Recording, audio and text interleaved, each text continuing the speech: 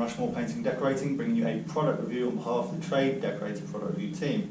Today's product in question is the Johnstone'S Cleanable Mat.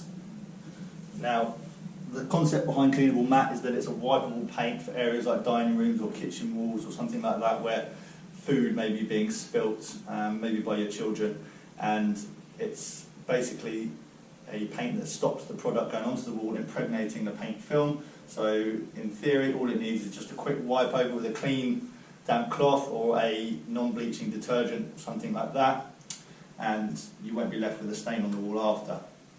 I've used this paint in 2 rooms so far, this one I'm currently in and another room in the house, and I've really enjoyed using it.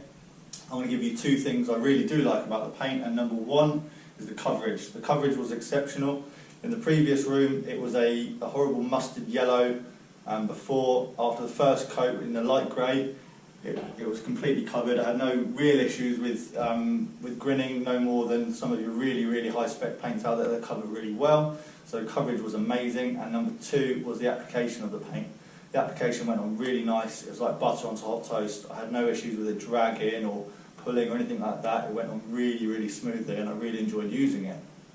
One bad point I will say is the price. For 5 litres, which is what I've got here, it sets you back at around £50 to £60 for just white. That's not tinted colours, so maybe it might put people off, but maybe at the same time the stain resistant properties of it will make people want to buy it. So it's a 10,000 scrub rated paint. There are other type 10,000 scrub rated paints out there, but not that I know of. A few things to think about there. What I'm going to do in a minute is do a test outside of the job on a board that I painted a few days ago, because the paint needs a little while to cure and dry off before wiping it down or doing any tests on it. So first of all, what I'm going to do is jump up there and do a little bit of cutting in, show you the application of it, if you can see it, that is, and yeah, let you know what I think of it. The brush I'm using is a 2.5-inch Worcester FTP Chinex, and it works really nicely with this paint. Flows really nice. Doesn't roll over the top of the bristles, causing a bad edge. It's really nice to cut in with. The colour I'm using right now is a Ball colour, which is cabbage white.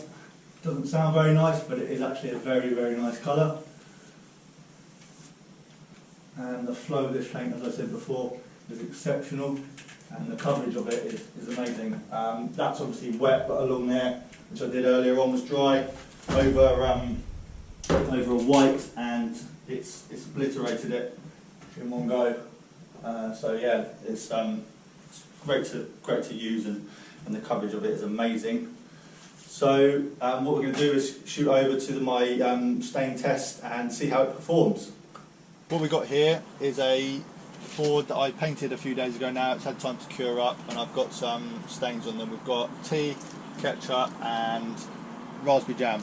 So with this non-bleaching detergent, which is what they recommend to use, and a bucket of clean water with some microfiber cloth, I'm going to test out how well its stain resistant properties are. So these are quite stubborn stains, household stains that can be a bit of a pain sometimes.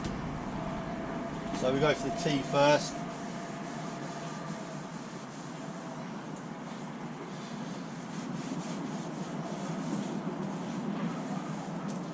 The tea hasn't come off, slightly disappointing, but tea is a very bad product for staining, the tannins that it contains, so it would take something very special to stop tea staining. Got ketchup there, another one that can be really bad for staining. Oh.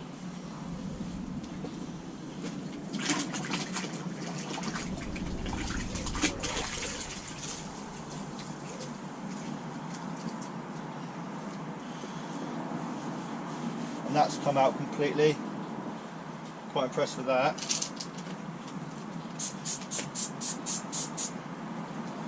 And now we're on to the jam.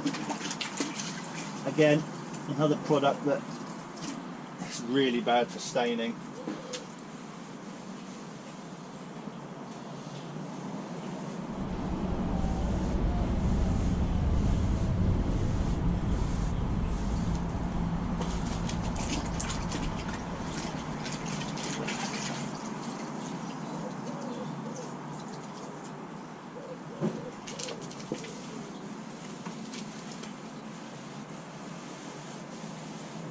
Yeah, that's come out completely. So the only one that didn't come out was the tea.